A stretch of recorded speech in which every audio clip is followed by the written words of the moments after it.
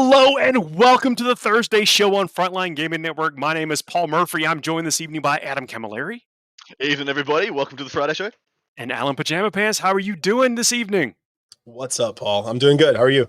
We are your weekly tournament hype show. This Thursday, we're going to be talking about two big tournaments coming from all over the world. We got the WG Open, the Summer Slaughter, and then a grand tournament, a Gateway Open. That's in Illinois. Anybody know about that? We're going to tell you about it. Yeah, that was actually a major, Paul. I don't know if you. Then there's one other. The GT's the one, the last of summer, Winehammer. I don't know what's called Winehammer, but that one's in lovely UK as well. So we got two UK events to cover this week. That'll be sweet. We know there's some great players over there. They got some interesting lists. We used to hear that the European meta was 6 months ahead of the North American meta.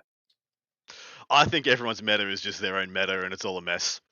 I would agree. I think it's called the wine meta because when the UK people lose a game, they whine a lot online about Oh, it. that is not true. Actually, when I was looking in the notes, I was I like, remember. is it spelled with a H or with an I? Is it WH or WI? Oh, I thought. Which one is it? I didn't know. It's Y. It's the beverage. It's the drink. Oh, it's the beverage. Okay, all right. They should call it the pint meta then. I don't know. Weird. There you go. Hey, thanks for joining us in chat. Folks are already kicking off with some comments. Nice to see some WA action and folks joining us every week. Thank you very much. Keep those comments coming. If you're playing in these events and you happen to be watching, let us know what you're taking. If we don't cover it, we've got some interesting lists. When I say interesting lists, I think we might have some meta busters. We might have some folks just trying to take their shot. This is going to be a cool list of stuff to run down. Yeah, there's some interesting. It's interesting to see this evolving meta unpack. It's actually kind of weird. It's a weird time right now because we have this kind of orc threat looming for the meta, but it hasn't been injected in full force. Like some events have orcs, some events don't, and now we're having the same thing with Grey Knights and T-Suns. Some have them, some don't, and so we're kind of in a holding pattern, I guess. I don't think any of us. I will hit it over to PJ. I don't think. I don't think we're going to see the Grey Knights in the Thousand Suns coming up this week. Next week, though, because I fully believe that people are going to be able to take their Grey Knights and put them directly on the table and start making an impact. Thousand Suns, I'm not sure about. I don't know. I'm kind of looking to see what these longtime Thousand Suns players come up with in the coming weeks. Yeah, because as far as I'm concerned, most T-Suns players have one unit of like 20 Rubrics and one unit of Scarabocol Terminators. And I'm not sure that's the list. I'm not sure that's the battalion you're going to need to field to make the stuff go, to make it work. But we got a Chaos guy with us, so why don't we ask him what he thinks? I think you're going to see a lot of Mortal Wounds, right? That's probably what I think. I think you're going to see a lot of casters, like more casters than you've ever seen. They got more trees and more powers than I've ever seen. I got to read the book again just to figure out what's going on. And to be honest, with those, they can bump it up. They can use some of those Cabal points to like really punch some stuff through. And I actually think that's we can't get. I don't want to get too speculative on this. We got to talk about what is and what people are actually taking over the weekend. But I think that the secret sauce is going to be kind of putting stuff in your list to pump up those Cabal points. So you get those super smites off a lot. That people are going to be like, oh my goodness, you just deleted my unit with your aspiring sorcerer or whatever, which is going to really come out of left field for a lot of people. You're right. We're going to get to like a natural break point of the amount of Cabal points people think they need to get a decent or above average psychic phase. I'm predicting it's somewhere around the 16 mark, somewhere probably between 14 to 16. Some of the lists I've been writing with mates are hitting like the 20, the 18, 20, 22 mark. I think those are on the more of the extreme or like the fully fleshed out ones. But somewhere around that 14 to 16, I think is pretty plumb for a lot of it. But we want to jump into our first event, gents. Let's do it. Which one are we starting off first? WG Open, Summer Slaughter, 77 player major from London, England. Event does not have live lists, guys, so we're just going to be talking the faction numbers and the players in attendance. And to jump down those quick and dirty stats, we've got 3 AdMech players, 7 Drakari, 2 Sisters, 3 Orcs, 0 Grey Knights, leads me to believe they're not available there, but 3 T-Suns, 7 Hive Minds, 6 Nids, 1 GSC, 4 Custodes, 3 Necrons, which is kind of the least amount of Necrons we've seen for quite a while. 7 Death Guard! Sorry, I jumped again. Yeah. 2 Chaos Space Marines, 2 Demons, 7 Death Guard, 1 guard, actual guard, Astra Militarum, 0 Knights, 14 total Marines, pretty homogenous spread on the Marines, 3 DA, 3 BA being the 2 standouts. Seeing the 7 Drakari, I think we're going to continue to see that. They're a list with lots of options, can be different places, is consistently doing well in these tournaments. What do you think? They're also the easy spin-up army too, right? So they're still like the army that was the easiest to They've got a lot of units. Yeah, but Well, everybody so had a lot of units back in the day. Anybody Fair who enough. played Dark Eldar in 3rd and 4th, mm, they had a million raiders with a yep, million Dark Lances and a correct, million correct. witches, and they probably had like a lot of the stuff you need now. Even Incubi were popular back Mm. then. They probably still have a Vect model that they wish they could play with, and they can't. But it was quicker to get that Stand-in army up and Ravager. running. Yeah, it's much quicker to get that army up and running versus Mechanicum. Mechanicum was more For sure. tough to get up and running. I Mm. think Grey Knights and Thousand Suns will follow very similar to Dark Eldar, where you'll see them impact the meta a lot quicker than we saw Mechanicum, just because the hobby lag won't be as much. I think Grey Knight players will have a lot of that stuff, and I think Thousand Suns players will have a lot of that stuff as well. Mm. But like orcs is very different. Like all the orc players have 280 boys pro painted, and nobody's Ex- coming with that.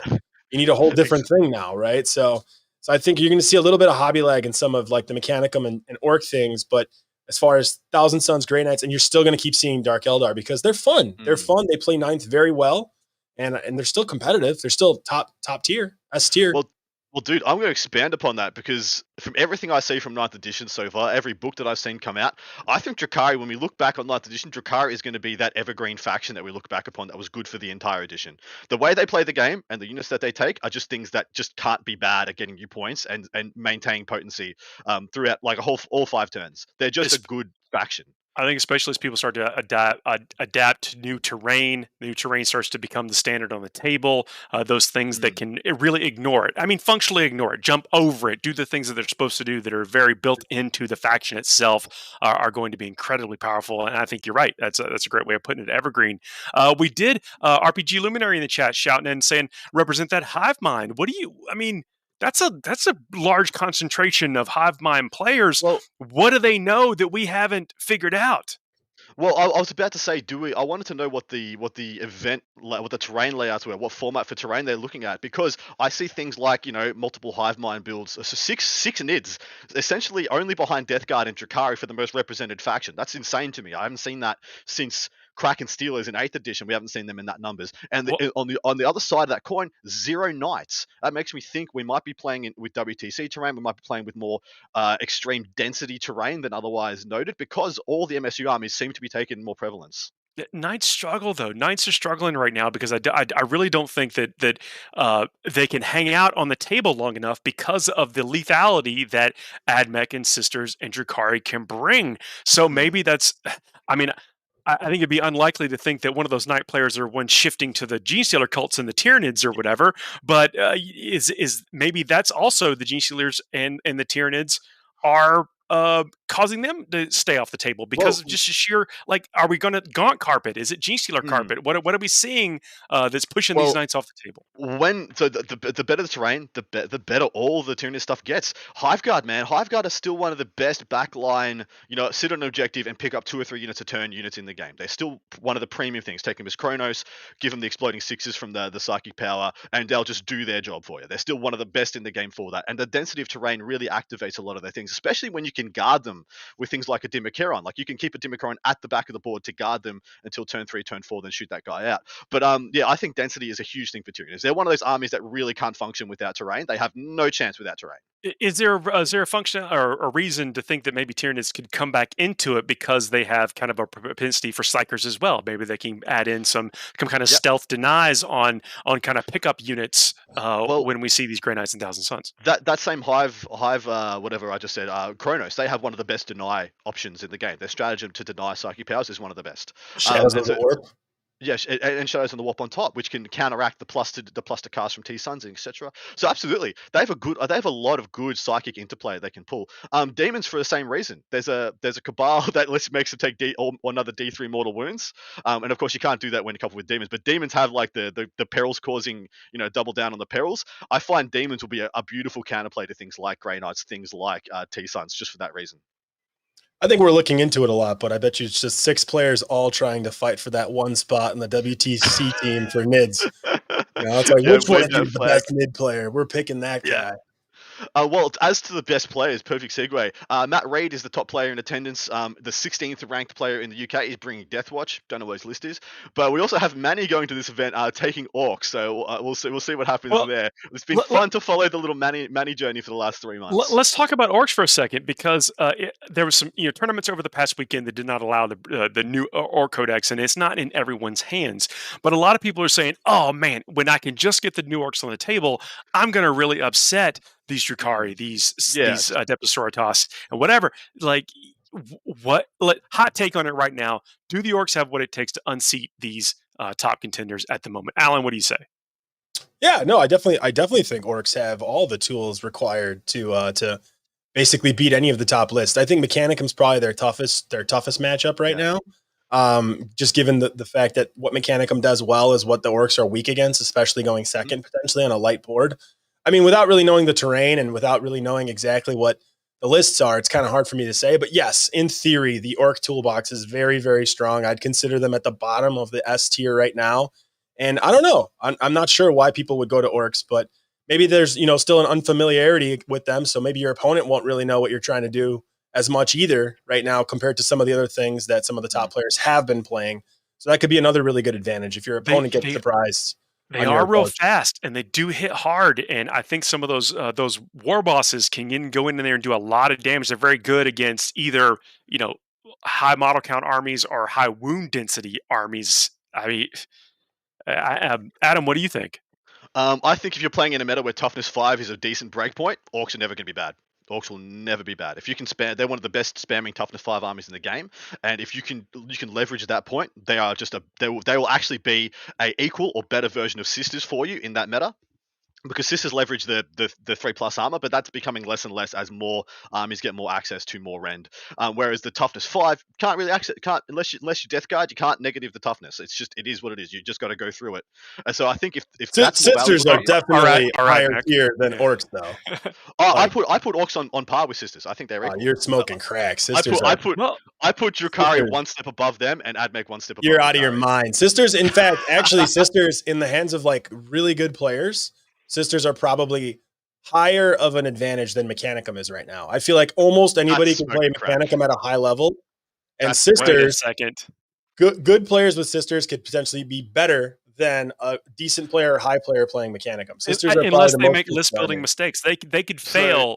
I Well, we're think assuming before they're they not even get doing to the that. tournament. Yeah, we're assuming that they're not doing that. Both so sides. Assuming both in sides don't make list building mistakes. Well, in that argument, okay, in that argument, this is what I'll say. If so, Admech have so much more linear power than anybody else in the game. I don't think there's any argument about that. But what you're saying about the jank level, the jank factor that sisters are, is absolutely legit. I got to back. I'll back you on that one, man. Yeah. The fact is, you can make so many more nuanced or insane plays that no one can account for, and due to Miracle Dice and the level of jank that they Yeah, have in their codex, I think yeah, sisters runs deeper than any other codex, but their linear much power is deeper. nowhere near Admech. Yeah, what I much mean by much list deeper. list Yeah. building mistakes is that the Adeptus Sororitas they can tech in a certain way, and totally puts them out of position for maybe some of these kind of obscure threats like Tyranids or It's like tough though. It's tough. Yeah. Any codex out of the top tier, I would say anything other than maybe Mechanicum and Dark Eldar and maybe Orcs in that conversation. Sisters just have so much. They just have so many bags of tricks. They're so deep. The Miracle Dice are just essentially extra CP. yeah. Like, Well, but like yeah, ones you can Good control. point. Good So, point. very exactly right. good. We want to jump down to our next event, gentlemen. Yeah. This- One second, we're talking about the top tier, and Wolf Priest Carl says Space Wolves are going to creep back in. You just keep watching. And then Nicholas says doesn't want to face a war boss on a Squigosaur. Yeah, I mean, I think that war boss is going to be in basically every list that you see because it goes out there, basically acts like an Well, assassin. It's funny, yeah. They're kind of we've been talking about Hero Hammer a little bit for 9th edition. Drakari being the one that kind of brought it to the fore, where they've got 3 Suckerby, a couple of Archons, Drazar, who the hell knows? That just go in and they're like a missile. They go in and they kill something, they trade up, and then they die. Orc war bosses are changing the metrics on that. They go in and then you can shoot a whole army of them and they don't die if you're positioned appropriately. I've had guys dunk 3 units of Retributors with Cherubs into a war boss and only just kill him and then lose the game Oh because you've overinvested in trying to remove that dude. oh, And they're really flipping the script script on that hero hammer interaction that we're used to, where it's just like, oh yeah, here's your Blood Angels smash captain, goes in, kills a knight, explodes, cool, won the trade. Hey man, I don't have to trade. This guy is so innately resilient. I just go in, kill you. Ha ha ha! You wasted your whole turn trying to kill me, and guess what? Didn't die. Sucks to be you, brother. They're really flipping the script there, and I think that's what they bring that's very unique at the moment. Before we go to the next tournament, knowing that 16th player in the UK is taking Death Watch, knowing that a good player is taken, our capable player is taking Orcs, what's your pick for faction win in this thing?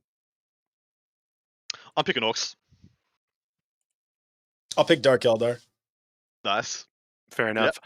I'm going to stick right there in line and go with Admech. I thought you were going to be a boss and go Nids or something crazy. You'd be like, no, I think Alan hit it. Is that the Nids have a secondary objective at this event, and I don't see them take it. And really, but I'm optimistic. I really want to know how it played out with the terrain. I want to know how it played out with their list composition, and I want to know how they tried to maybe control the tables. I mean, secondary and primary and terrain objectives in the terrain have such a huge factor in the outcome of the game, and Nids have what it takes as long as they can, I hate to say this, but avoid some of the interaction on the table. And if you've got some savvy generals, maybe they got what it takes. Maybe, man. You want to tell us about this next event? So the Gateway Open 70 player major in Collinsville, Illinois. I'll run down. I'll take the running down of the factions this time. We got 5 Admech, 8 Drukhari. Again, look at that. That's exactly almost like the ratio that we've seen in several events. That seems to be that either people with hobby, people with wanting that power, people wanting that finesse. 1 Orcs list, 4 Sisters, 0 Grey Knights, 1,000 Sons. Leaves me to believe they're not letting that Codex in. 2 Hive Mind, 3 Custodes, 4 Necrons, 5 Chaos, 3 Demons. Looks like 2 with the mix of those. 6 Death Guard, 2 Astra Militarum, 1 Knights, and then 17 Marines split up between 4 Dark Angels, 2 Space Wolves. So there's a chance, Wolf Priest Carl. 2 White Scars, 2 Blood Angels, 2 Ultramarines, and 1 Black Templar. I bet they're getting their list ready for the go. Looks like our top ITC player in attendance, Mark Aish, 17th ranked, is playing Demons, and we have their list to look at. Yeah, but just talking about those stats really quickly, that is pretty much par for the course, isn't it? That's what we've been seeing for the last probably month or two, probably the last 5 or 6 episodes of this. Admech are about forward somewhere between 4 and 8 lists, and then Drukhari is 40% more than everybody else. 40% more than Admech, and then Orcs are yet to be seen. We've yet to see a consecutive event or a full weekend's worth of events that have Orcs available, so they're still sitting on the back burner. But then Sisters always sit equal with Admech or a couple below. And it's interesting that we're seeing that kind of balance. That ratio, it's weird. Yeah, it's weird. Consistent. The parity in those things has been pretty interesting. Gary, man, great to see you in chat. Said he's going to be a gateway. That is pretty cool. I want to see what you think about. See if we call it right. Let us know if we call it right after the event. Yeah, exactly. Right. Artemis Steve, thanks for the compliment. I really appreciate you tuning in and the comment in chat. Well, we got this Mark Aish list coming up. He's ranked, I think it's 16th in the world in the ITC at the moment. So he's doing 17th. He's doing some very good works. He's been playing. He's pretty much a mono Chaos player. Doesn't move outside that super faction. And I think you called one of his games on stream. I think he played against John Lennon at the Orlando Open last weekend, Paul. Could be. What's he running today? All right, he's got a patrol. Starts off with a Zinch. He's got Be'lakor. Sorry, this firstly foremost, I think you're going to like this list, PJ. He's got Be'lakor. He's got a Lord of Change. He's the unkillable Lord of Change. He's got a unit of 10 Brimstone, 2 units of Flamers, one being a 6-man, one being a 3-man, 1 unit of Furies. Then he's got another patrol. This one is Chaos Undivided. Contorted Epitome, Keeper of Secrets, 10 Demonettes. Then last patrol. This one is Slanesh as well. Another Keeper of Secrets, 10 more Demonettes. So that's we 3 absolutely did call this game. Yeah. So this list is painted beautiful. There's lots of great things going on in there. So I like to see that example of the hobby. And there's some hidden power in here. And Nurgle Matt saying, insert that demon hype. This is full on demons on demons on demons. The cat is the I have Terra warp made manifest. I'm a fan of this list. I think this is as good as it gets for demon players right now. I'm not sure if their MSU is strong enough to contend, so why not pivot into the skew, hit the mirror match, and see how you go from there. PJ, what's your hot takes? Yeah, I would agree with you on your statement of this is probably the the best way to approach demons right now. Unfortunately, I think we've reviewed lists like this in the past, and it's a fun list. It's like really fun. Like I love playing with giant monsters. Like who doesn't? And I'm sure it's probably a really, really good list in Age of Sigmar. But in 40K, it has a lot of problems with AdMech. It has problems with Orcs now. It has problems with Dark Eldar. It has problems with Sisters, to be Where we honest. saw it stumble was basically just kind of running out of gas. It has to get a lot of its work done against, and it seems to be almost like first turn dependent. And that's simple. And I know that a lot of people out there probably think, well, every army's first turn dependent. Well, a lot of armies are not first turn dependent anymore. And the way the secondaries shake out, and the way the pace of the game, and with player two being able to score at the end of their turn for their primaries and stuff like that, it really changes the dynamic. So not every army is first turn dependent. I think this turn is, but with just a slight bit of luck, this army can be in the driver's seat of games, and that's kind of what we saw play out. I actually got a benefit of watching this game. This player play twice, and they were able to get in the driver's seat in one of their games, and it took work. It wasn't easy mode, but they were able to come out on top, and maybe they have that same success this time 5 times in a row. It's almost like you can't make a misstep. You can't let any of your pieces just get traded out for free. Everything needs to go in and get you value. And I do. So what the only pieces here that I see that are off the beaten path. Yeah, there's the inclusion of Bellicor, which I think gives you another resilient unit against shooting, especially if you roll the right things on your exalted traits for your Slanesh units. You can all be pretty resilient to shooting, like -1, 4+ invulnerable save stuff. So then you've got this homogenous kind of your shooting doesn't get any value anywhere. But what I like is the inclusion of the Flamers. I think the Flamers are really important. Here, because otherwise, 5 Skitarii Rangers just ruin your whole plan because they just get in the way of 2 keepers and you've lost the game. So without the Flamers, I think you really need those activators to get through those early game nuance roadblocks. Does this list have any reserve points to bring in different things or something like that to audible to some things? It doesn't look like it does. No, 952 plus 510 plus 530. No. Not really. Maybe there's a 40 points in there for a Fiend. I don't think so with a Contorted Epitome. I'm not doing the math in my head right now, but that's like 1,040 plus 950. No, there's like 8 points in this list. Math on air. So 8 points is not going to get you much. No. The only thing in here that I struggle with is I think it's the Contorted Epitome. For 210 points. It's so much fun though. Like it's phenomenal. When it clicks. Like when it clicks, you just have a smile on your face. Like, don't get me wrong. The list it's a 5-1 list, 4-2 list if played very well. And I mean, maybe very well is probably an overstretch. If played well, if played very well, maybe it's consistently a 5-1, and you're just losing that game before the final, or probably the final if you get really lucky on your draws. Maybe I just feel like once you come across an equal caliber player who's also playing S tier right now, that's where the list starts to fall apart. And the way it falls apart is exactly what you said. This list gets screened. This list gets beat on primary. This list can do secondaries fine. It's got all the secondaries in the bag. It doesn't have a problem with those. It's just not on the table after turn 3, or it just doesn't matter anymore because I've screened you enough so that I don't care. That's it. That's what happens. Savvy players start to kind of wall off certain areas of the board for you. You don't have enough to get through there. There is, if I remember right, there's an interaction with a Contorted Epitome and Bellicor, since he has all the marks to be able to let him advance and charge and really get across the table. And we saw.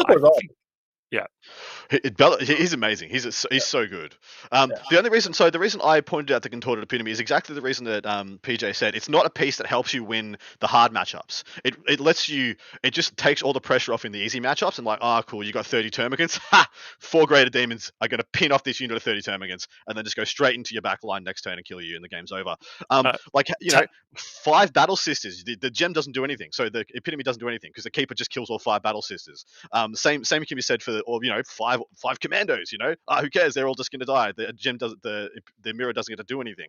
So I feel like, I don't know, if I was going to find points there, I feel like that'd be where, because I feel like the Epitome is a win more. In this current MSU meta. Tax says it's the exact type of list they are building. This big stompy monster mash list can be fun. One, it looks amazing on your shelf. It looks great on a display board. Sometimes they're travel friendly. There's a lot going for a list like this, but you absolutely have to play flawless. Like your first couple of turns, you don't necessarily have to get lucky, but you got to play as tight as possible, and so or If I was doing it, I would go full tilt. Like I've said in the past, like if I was gonna have fun with a full monster mash and just go with like really well painted, all big characters, cool theme, cool display board, try to win, theme or painting or something like that. Or maybe best overall if I was like really, really lucky in draws, I would take all 4 of the greater demons and Be'lakor in one army. 6 bloodthirsters. It's just sick. play one bloodthirster, one Lord of Change, one great unclean one, so on and so forth, and Be'lakor, and you're just like, all right, let's play. Like that would be cool. That'd be really cool. It would be cool. And if they're all the Forge Wield ones, you wouldn't be able to fit them on a table, though. They're too big. So we've got another interesting list to talk about, I think, from the same event. See, I trawled through the dungeons of this event. I trawled through, the back alleys, and I found a list of champions. This man, he's never heard of the year 2010. He's living in 2009. Just like his list, and his list is chat as hell. I love it. This man's name is Kurt Karen. He's playing Imperial Fist, which tells you everything you need to know already. But he's got a single battalion. He's got a captain. He's got a lieutenant. He's got 1, 2, just regular 3. old captains, right? Like firstborn captains. No, he's got a Teeth of Terra. He's got a Teeth of Terra captain. Yeah. Well, I mean firstborn, like regular, not Primaris. No, not Primaris. He bought him a plasma pistol. His captain has a freaking plasma pistol. Because every champion has a plasma pistol. What a lad. Yeah, yes, that's right. Like, yes, every tactical genius, every hero ones and remove the whole model. Sorry, it gets better, guys. So he's got 4 units of tactical marines. Now, some people be like, oh yeah, he's probably min-maxing him. They're 9-mans. They're 9-man tactical marine units. Each one has a heavy bolter in it. It's just to put it in perspective for you. He's got 4 of those. A las cannon, plasma gun, heavy bolter, plasma gun, power fist, heavy bolter, and power fist, heavy bolter on his 4 squads. And I'm just like, I love you. He's got a unit of 5 relic terminators with power fist. They're actual 9. Is that so they can put a character to go in a pod or so? Oh, I'll let you get through the list. But I was like, there's no combat squad? Oh, sorry, no. Well, there's two 10-mans and there's 2 9-mans. The 10-mans so has the plasma gun and heavy bolter. Yeah. And he's got 2 rhinos. But then he's got into devs, all with heavy bolters. Yes, a Land Raider, Godhammer pattern Land Raider, the OG, and then he has a Predator Destructor. Tank. Predator Destructor, autocannon, heavy bolter Predator, and 2 rhinos for his 2 9-mans. I was looking at this, I'm like, Kirk, you're my man, you're my hero. I want you to go 1 and 4 and have the time of your life. I know it sounds like that we're being like jovial about this list, but I don't hate it. I mean, he's basically Adam. He's fallen into your philosophy. Adam literally thinks this guy's a legend. Like, I do. Like if Kirk was selling a T-shirt right now, Adam would buy it.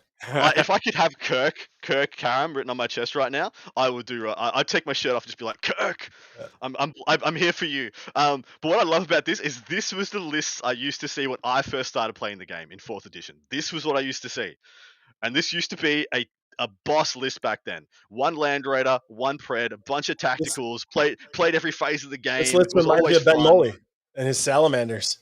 Yeah, that was a strong list back then. That was all he played. You just played like rhinos and tactical marines and a Land Raider and occasional dreadnought. I've had a dreadnought. Hey, by the way, I won first place. What's up? Yeah, and they played like a savant and they kicked your ass, and it was awesome. It was good. Too bad those days are gone now because 40K is so simplistic. We want everyone to have fun. Look, with the rhinos, we saw rhinos get played to an absolute wonderful effect this past weekend in Orlando.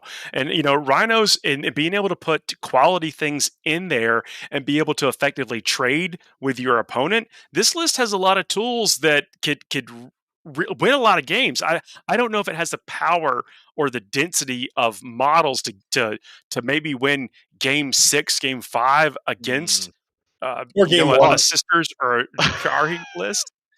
Legit. The path there. If this guy goes 3 and 2 at this event with this list, that's as good as 5 and 0 in my books. That's as good as 5 and 0, 100%. That's as good as winning. I hope it's painted really well. I hope it's painted like legit. I hope it's gorgeous. I hope it's painted really good, like all yellow. Either that or completely unpainted. And he's had it for 20 years. Or not painted at all. That'd be cool too. Yeah, that'd be cool too. Like just bare plastic. K.R. Quinn. in the chat says need stern guard because yellow and that color scheme on for It's stern guard gorgeous. would That looks look really good. beautiful. Yeah. And I agree, stern guard are actually one of those. If you haven't painted you a vanity unit of stern guard for your marine chapter, I encourage you to do it because Yeah. it's really cool and you feel good after they're done and they look amazing. But Paul and I don't know, Adam, do you paint on a regular basis? I don't even know if I you do. hobby. Okay. I paint. So all I paint three a of lot. us will recommend, because we paint, don't paint anything yellow. You gotta have a plan. You got yeah. Not You this gotta many have a models. Not this many models in yellow. and No. and then, yes, and then be able to replicate it because if you can't replicate for the first like 8 years of me playing Blood Angels, I could never replicate my own red color scheme. I painted my 20 Tactical Marines over and over again, probably 9 times before I got a red that I'm happy with. Same red I use now, but before then it was, it's like you're looking at the two different starburst, in the pack. Yeah. I couldn't. We did Lamenters for team tournament, Adepticon team tournament, Blood Angel Lamenter army, all yellow with the check marks on the shoulders. marks, It was yeah. a nightmare. It was a Mm. nightmare. Yeah. Well, look, so people think he's not winning all 5 games, but I do think that getting the path is open to at least get to the finals. The point is, the man is a freaking legend, and if you're Yes. there at the gateway, you better be buying this guy some shots and some drinks, and you better be seeing some stuff on Facebook and all over the place, because this army needs to get pictured and needs to be online. High fives. This is cool. This is a Everything. cool army. Come on, Just we got lather teleporting in, Kirk up Terminators. with your adorations. We got TAC Marines everywhere. TAC Marines, mate, if you're just I can see it right now. Adam walks the girl into his walks the girl into his bedroom, and she's like, who's Kirk Karn? This is like a tattoo. I just show her the door straight away. I'm just like, get out. Yeah. You're not welcome here anymore. You think the Terminators are going in the Land Raider? Just says legends will never die. 100%. Those Termies go in that Land Raider, and they get those Terminators are 100% going in the Land Raider. That's extra 3 inches, bro. And he shoots them into like, I don't know, anything. Who cares? 10 Skitari. Oh no! First he shoots them into like Service Raiders. They run away, and then like 5 infiltrators pick up the whole thing. I love it. Jug, good to see you in the list. Yeah, and Mikkel Hunstead says the Codex Astartes approves this list. Serious note though, Adam, this list runs into like a pure non-Poxwalker Death Guard army.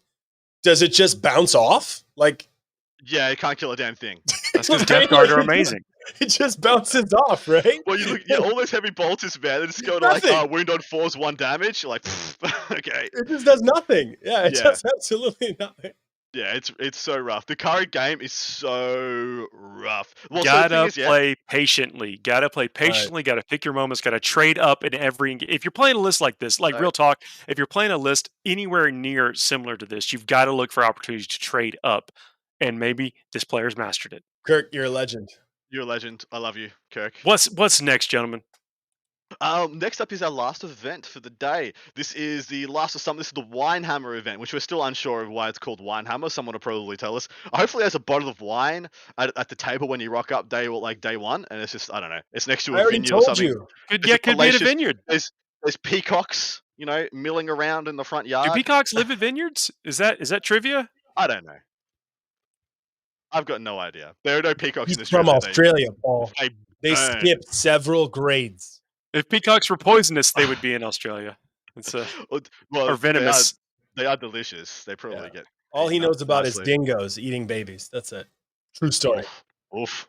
But yeah, this one's a 50-player GT in Thongsbridge, England. I don't know how to pronounce it. I'm just going to roll. You're nailing it. Quick and dirty stats: 6 Admech, 6 Drakari. First time in a while we've seen parity there. 2 Orcs, 3 Sisters, 1 Harlequin, 2 Nids, 1 Custodes. If people haven't figured out that I'm trolling everyone in the world with how I pronounce Custodes, welcome to the party.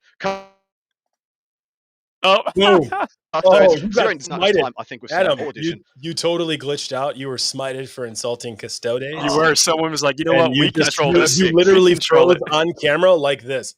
That is perfect. Somebody like some hacker is just like, bang, bang, bang. They were waiting for you to fall into their trap. Yeah, so go ahead, pick it up at Custodes. 1 Crustody, 0 Necrons, 1 Chaos, which is a demon player, 2 Death Guard, 2 Guard, 2 Eldari, 1 Craftworld Eldar, 0 Knights again, 1 Tower, 12 total Marines, most numerous bringing 2 White Scars, kind of ones thereafter after the White Scars, which is interesting. Knights could be good if they wanted to make them good, but I'm disappointed in seeing 0 Knights again. 2 events this weekend, 0 Knights, man. It's I'm telling I'm Knights are going to struggle. And look, there's things that we don't know for sure. It's like literally one rule. One rule can make them good, Paul. Well, we got to deal with what the is right. Yeah, I know. And the fact that Knights right now, I think they can be pushed out. They're going to play the same type of game that that demon list we talked about earlier, to where they need all these fortunate circumstances to line up to get them in the right spots. And that's probably why players are opting for different things. I think it's a very unstable meta for Knights. First and foremost, if you just want to look at the tables you have to play on, who knows what you're going to get. You could go to a WTC table and not be able to move out of your deployment zone, or not be able to deploy one of your 4 Knights if you took 4 rather than 3 for some reason. Or you could play a game where you can't make it past the midway point of the table, and then you just sit on your side of the table, and this guy shoots 5 infiltrators over to your side every turn, and just keeps you on a 5 for primary, and there was no point in rocking up to the game. And so and on top of that, you have all these options that just trade up into Knights. 5 Retributors being the perfect example. 3 Chickens being another great example. Like half the points of a Knight, spank a Knight in one turn with the right buffs, or without a rotate. Or the medium buffs, half the right buffs. Yeah, exactly right. It's a really nasty meta for Knights. And I feel like there are Knights lists that can go the distance, but it's just so unstable. You just never know.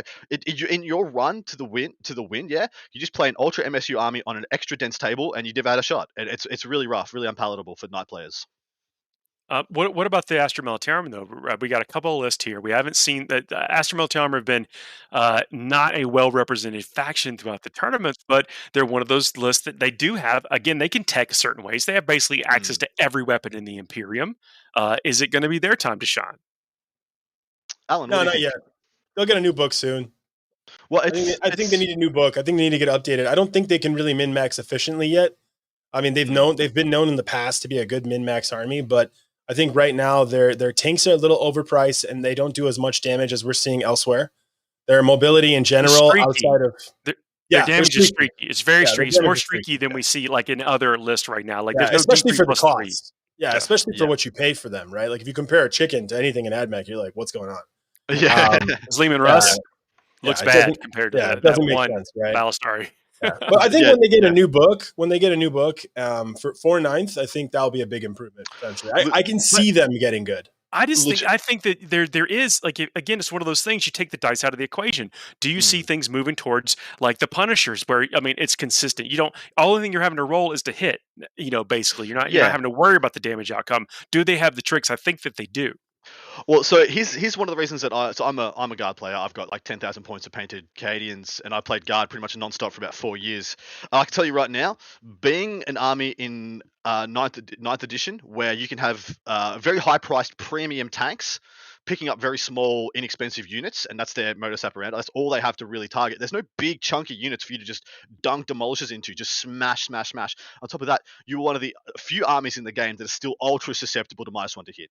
No army apart from Tau is more susceptible than you are when you face a single freaking forest that's on the other side of the board from you, and your opponent can pivot all their important units on the other side of the forest, and you just bounce. You just don't do enough.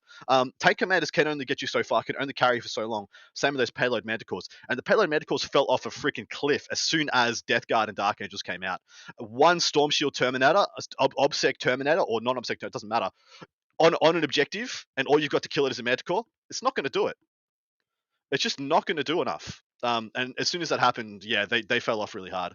And their MSU is not quite there. And on top of that, they are apart from Tau, and I say it in the same breath because they've got the same hindrances, they are the army that is the most susceptible to being wrapped. Wrapped, tapped, no fallback is just wrecks. Your game is over. You let a unit get wrapped in the midboard, it's over.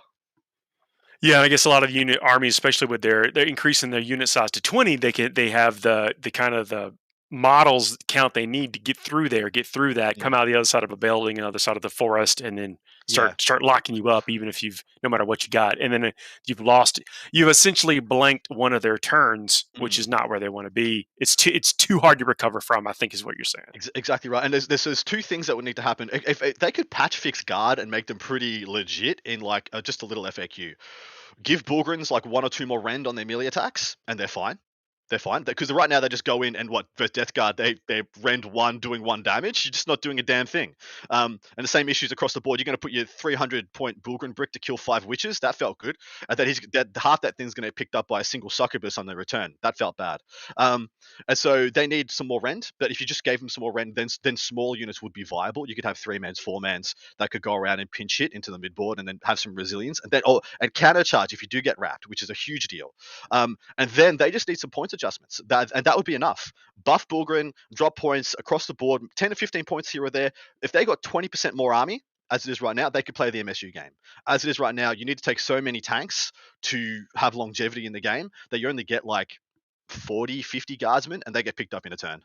We're seeing some Eldari also represented here. We got 1 Harlequin's list, and then 2 Eldari craft worlds. I have to imagine. See, that could be a little bit deceptive there. That could be a mix of Eldari. I don't know if you didn't see what they were actually shaking. That's two mixed Eldari. So we got 6 Drakari, 2 mixed Eldari, 1 pure Harlequins, 1 pure craft world Eldar. So that's that super faction mixed down. Gotcha. All right. So with the craft worlds, we saw the craft world elements from the craft world over this past weekend doing okay, like with being able to indirect fire on things, which means fire outside of. I'm using these old terms. I want to make sure that anybody listening knows what we're talking about, whatever. But be able to fire and ignore line of sight. For things, and like there are tricks in some of these codexes that maybe we're seeing these factions because they have those tools. Yeah, exactly right. Now, our top player in attendance is a gentleman named, I hope this is his real name. It probably isn't, but he's listed in BCP. He's the 3rd ranked player in the UK at the moment. His name is Torpedo Jones.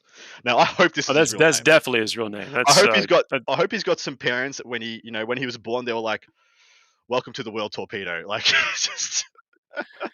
just gets me going. He's playing Eldari, and we're going to review his list. Now, this one is an interesting one. This is the first time I think we've seen. Oh, sorry, no, this isn't the list I was talking about. Never mind. This is a good list, though. This is quite good. Starts off with a battalion of Harlequins, which is rare straight off the bat to see a battalion used for patrol. This is Soaring Spite. It's got a Shadowseer, Troop Master with the Twilight Fang, of course. Veil of Illusions, of course, in the Shadowseer. And then a 3rd Troop Master, this one with the Domino Shroud, just because it is just a beautiful jank piece. What's that do? It's a redeploy. PJ, are you familiar? Maybe you want to give us the breakdown. I think it's redeploy within their own deployment zone, though. They can't leave their deployment zone. No, it's when you are at the end of one phase, you can pick the guy up and move him at the end of a phase. It could be the shooting phase, movement phase, charge phase. Oh yeah. Just pick him up, put him somewhere else. I think it's 12 or 18 or 24 inches. There is a range gap there. Well, that's most of the table now. It's a beautiful piece of jank, absolutely phenomenal. You could do it in response to a charge, like if someone tries to charge you, like, yeah, cool, I'm out of here, and you bail across the other side of the table. So it's beautiful for getting backfield objectives and being a nuance. As 12, sorry, Gary Franks just corrected me. Don't charge Harlequins. Yeah, don't charge Harleys. He's got 1, 2, 3, 4 fusion boats, each of 5 mans, all with embraces. Then he's got 1 big unit of Star Weavers. This will be it's a 5-man, 1 with Star Bolus, 4 with Zephyr Glaives, all with the Haywire cannons, of course, and then 4 Star Weavers for the 4 fusion boats, fusion packages. Then he's got a Spearhead attachment. This one is Craft World. It is Expert Crafters, Masterful Shots, as you'd expect. Farseer Skyrunner. 2 units of Skilled Rider Shining Spears. That's the improved Invulnerable save, I believe. And then 3 units of 3 Dark Reapers, each one with long range fire, so the extra range on the XR. And Tempest Launchers. Come on, like I mentioned, that indirect fire is just critical right now. If it's available to you in your codexes, look at those units that have it. Yeah, exactly right. This is a good list. It's a good, well-rounded list. It's strong. What do you guys think? It's great. I think the Eldar part, the 663 points spent on the Eldari is maybe arguably the best 600 points you can spend, period, in 40k right now. Looking at his list, I think he said, I probably have some sweet painted Harlequins, and I want to use every single one of them, and then we're going to fill in the rest with some stuff that might get some more work done on the table. I mean, the Harlequins do a lot of work too. I mean, with all the fusion, I mean, they're great. They're great at picking up, all kinds of multi-wound models, elite-based units, Terminators, Death Guard, Blade Guard. They're really good at picking up all of that. AdMech chickens, they if they can close the range, those weapons are very good in those scenarios. He's still got the Haywires. He's got the Dark Reapers for, like you said, Paul, out of line of sight firepower on bigger units and their blasts. So, I mean, he's kind of like he has. It's a toolbox army. He's got all the Yeah. different types Well, of tools. so When to use which one? it sounds to me like this is a savvy Harlequins player that's realized Harlequins are falling short in some areas, and he's like, well, I'll just take a third of my list out and add in what is missing. And Craftworld Elder, that's what they bring to the table at the moment. They have a phenomenal, good, like 500, 600 points worth adding in. One Farseer with Executioner is amazing. It's so good. Executioner in Doom. Phenomenal. Well, you can take Jinx if you really want to. Actually, I'm not sure they can take Jinx. 'Cause I think Jinx it's on their side. is a Yeah. warlock power.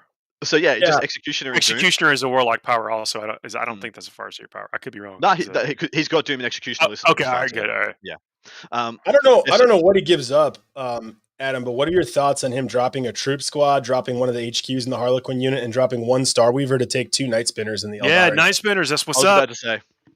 Yeah. Right now, the only thing I can't. So this is a list that can't play while we stand. Yeah, and if you wanted to do that, that's where you'd go with it, isn't it, PJ? You'd add in 2 Night Spinners, then you manipulate it so it's the 2 Night Spinners and the Farseer, or the 2 Night Spinners and the Shadow Seer.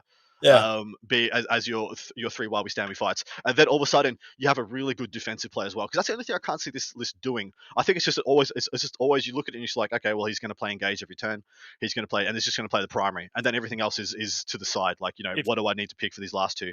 If you're concerned about the footprint of the Night Sprinter tank being an issue, you can get the same or similar weapon on the weapons platform, the heavy weapons platform. So, and it gives you maybe some flexibility in your shooting or whatever. Again, I don't know what the consideration is for each player, why they bring what they bring in a lot of cases, but there are options if you are concerned about having that tank in your army list.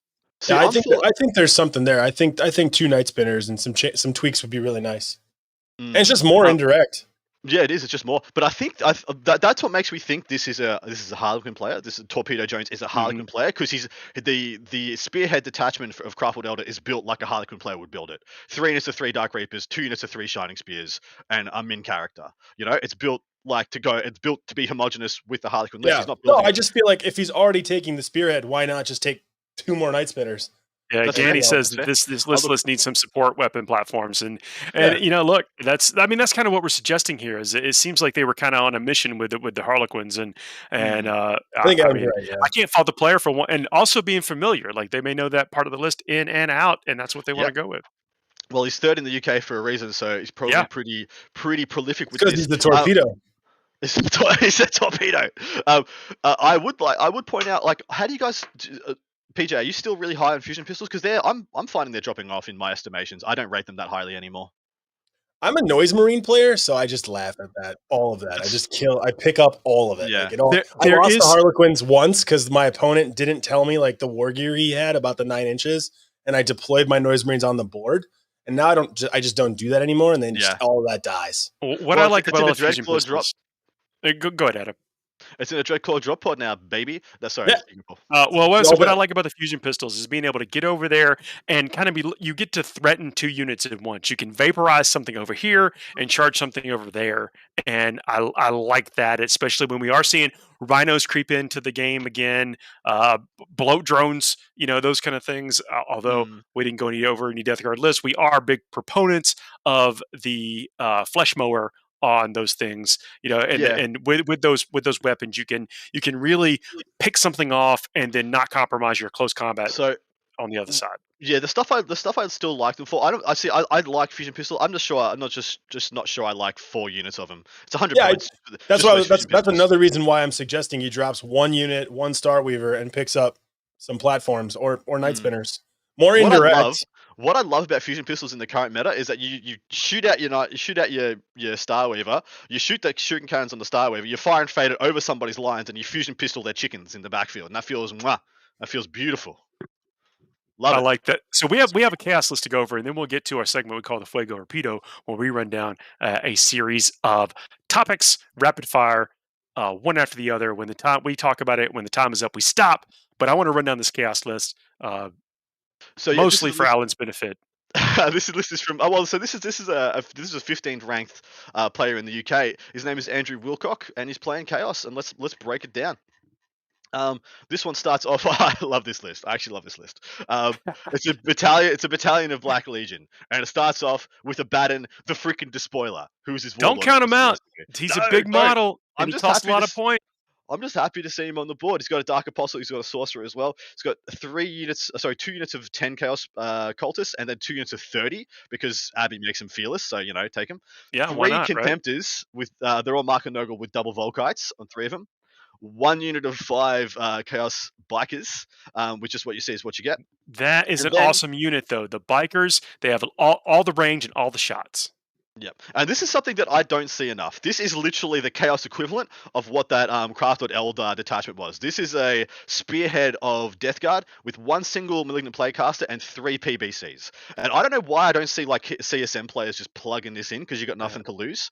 As the resident Death Guard player here on the show, I will say we will take it and claim this. Even though Abaddon the Despoiler is in the list, we're going to call this Death Guard.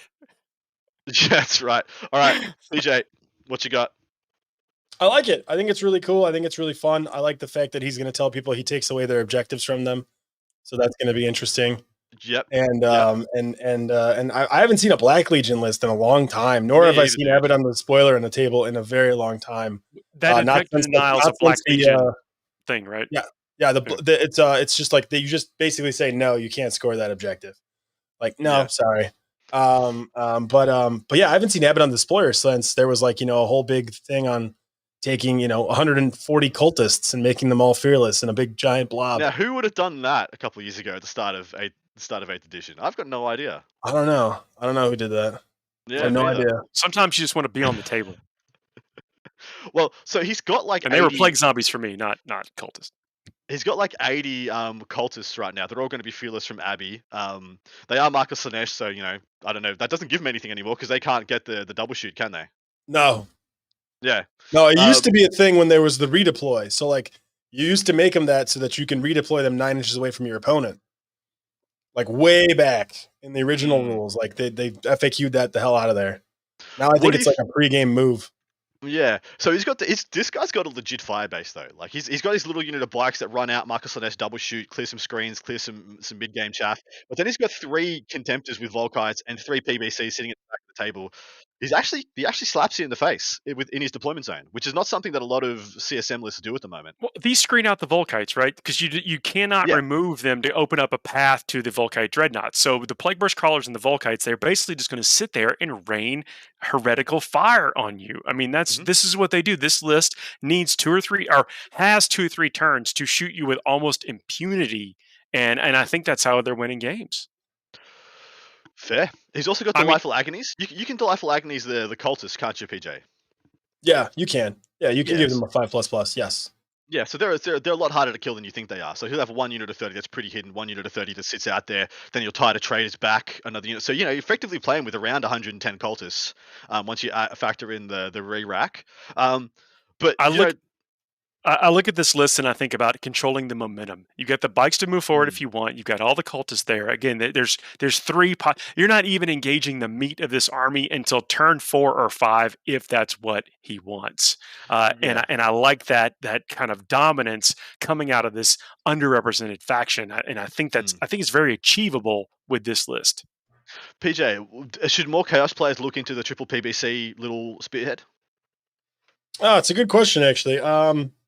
I'd probably off the top of my head say no. I think it's a little too expensive. But then again, like what do Chaos players have that like they're like holding on to dearly other than this? So I don't know. I mean, I think Chaos players are in a little bit of a tight spot regardless. I do like the Plague Burst Crawlers. I think they're quite efficient. I just kind of like them in Death Guard armies a little bit more. I think they have just more of a place there.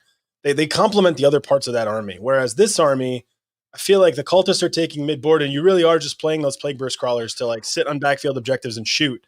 Where in reality, I like moving them up with Terminators, moving them up with, Death Shrouds, moving them up in your opponent's face, charging with them even in some cases, because they're really hard to kill. And a lot of lists might not even care about killing them.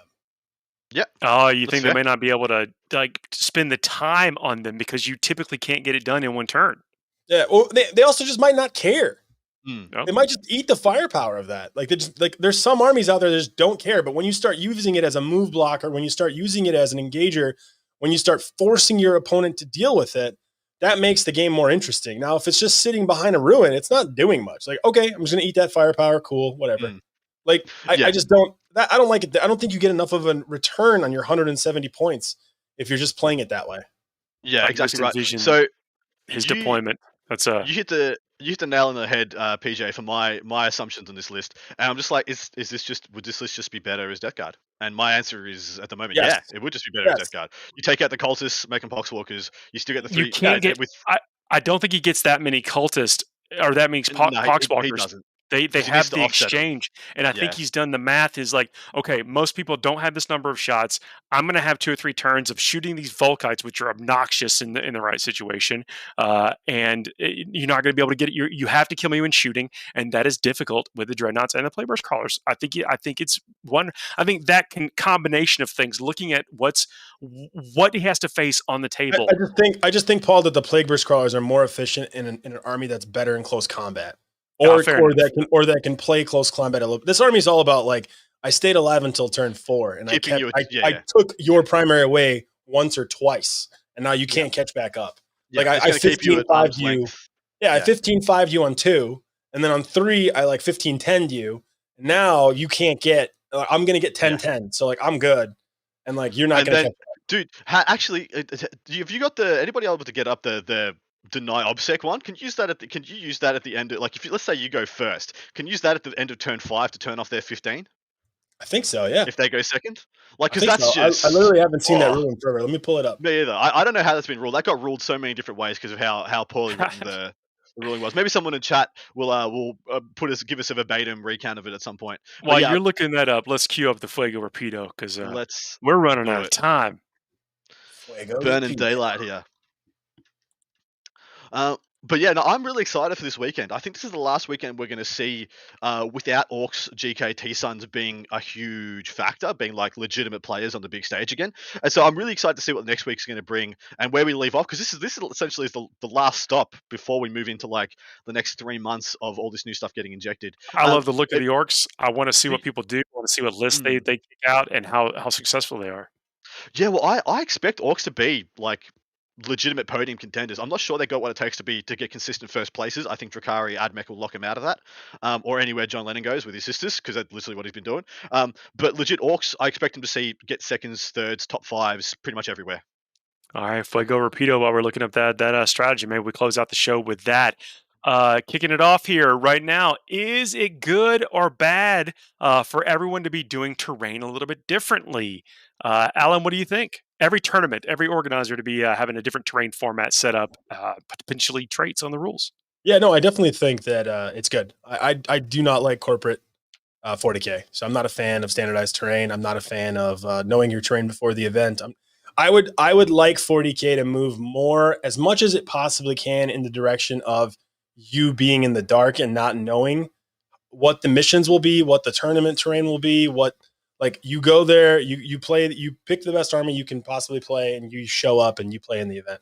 I feel like too much right now is determined beforehand, and that makes Yeah. the generalship the day of a little bit worse. Also, you guys are like me. You guys are playing, fourth edition, fifth edition, where you didn't know the other players' lists until you got there.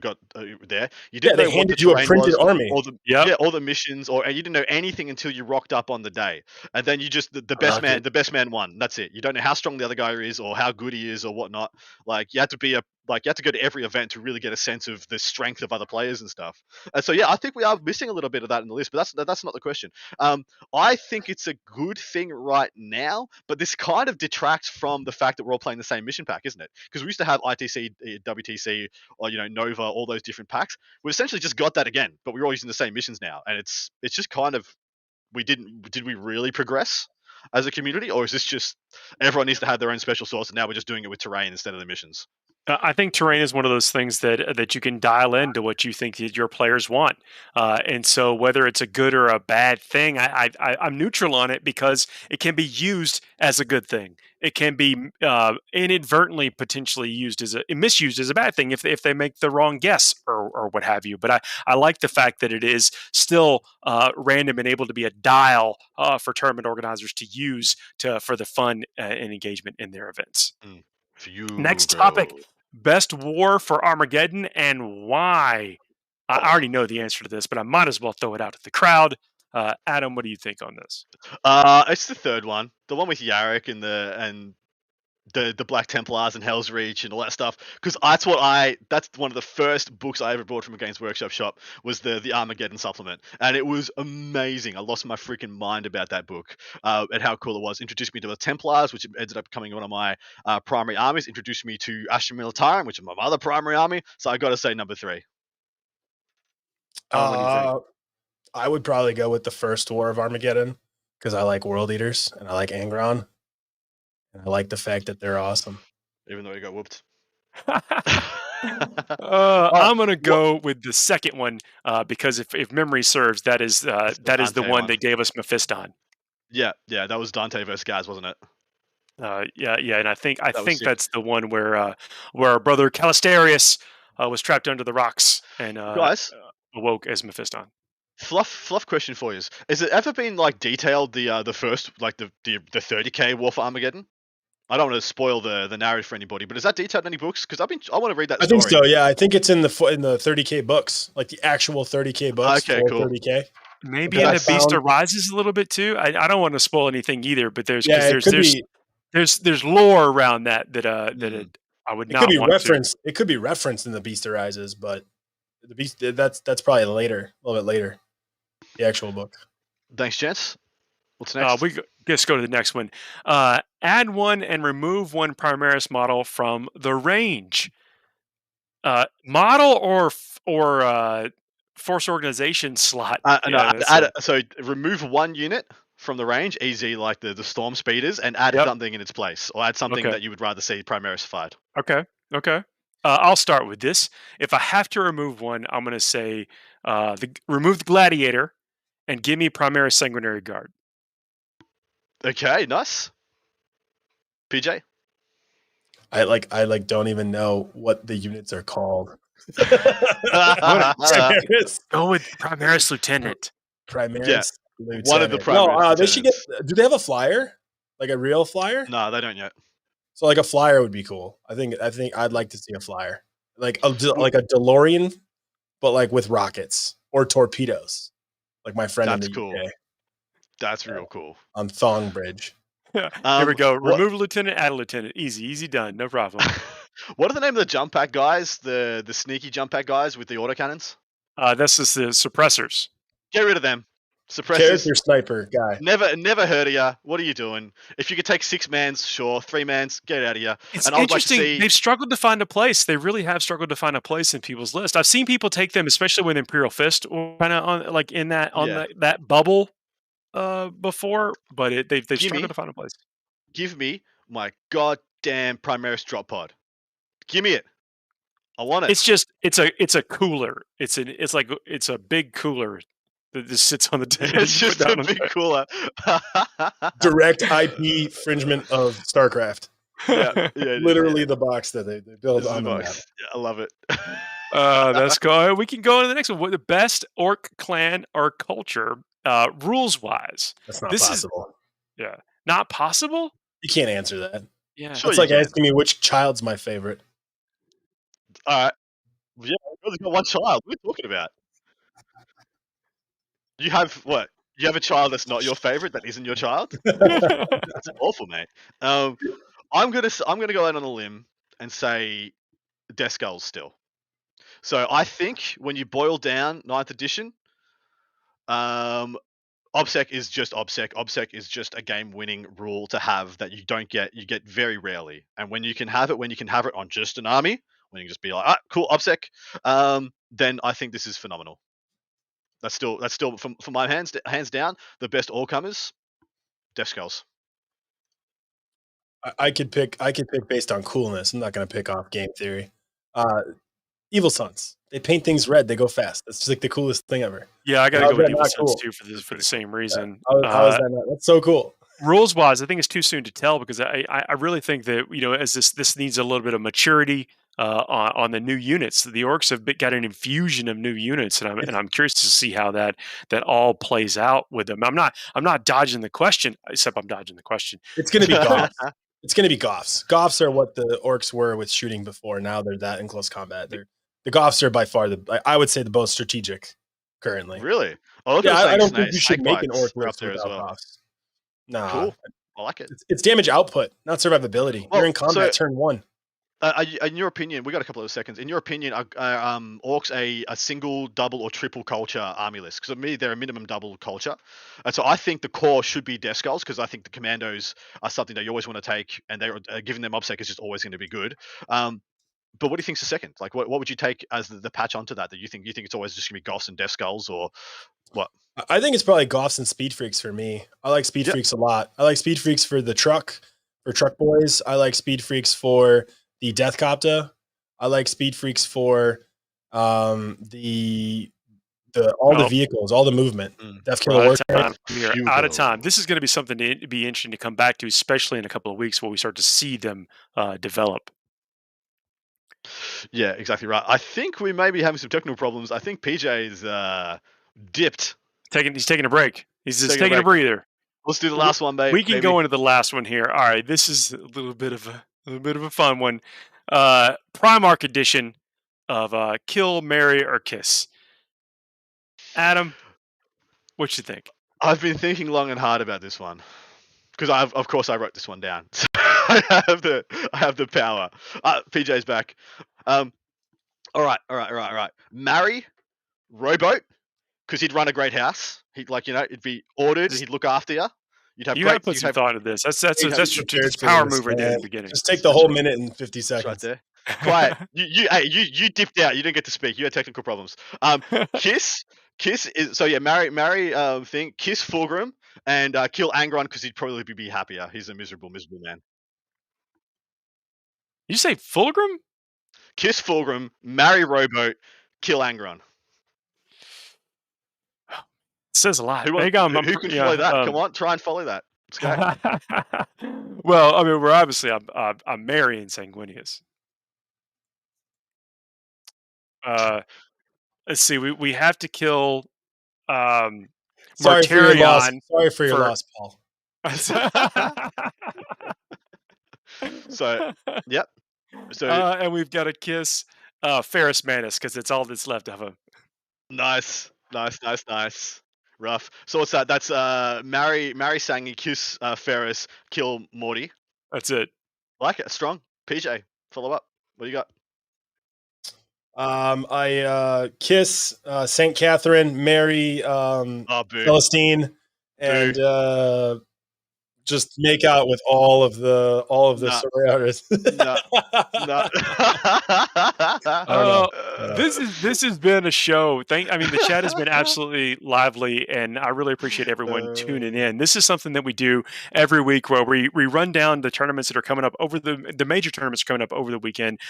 We talk about their list. We call our shots what we think is going to take a top spot where we can. We analyze what people are taking, and so if you like this kind of thing, please like, share, and subscribe. Leave some 5-star reviews. Those are absolutely hassle-free ways that you can interact with the show that allow other people to find us. That's how the algos and stuff work. You make comments and stuff, and people, they see that. The other shows think that this is cool, and we get other people to come and join us. And so thank you for doing that for us if you are so called to do so. Coming up pretty soon, we're going to be talking to, we'll talk about that. We have another week. I got something to say. I want to talk about some of the things that Adam and I are doing with the Nova Open Charitable Foundation coming up pretty soon. It might be fun to talk about. Exciting, something happening on the weekends that you can tune in for a live stream we're going to be doing.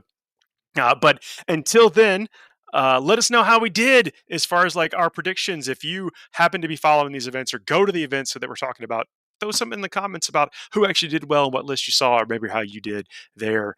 And then we'll see y'all next week. Love your work, gentlemen. Adam, Alan, you got anything to add before we sign off? Weak, Alan. Cop out. Weak. We will see y'all next week. Thanks everybody for tuning in. See yous.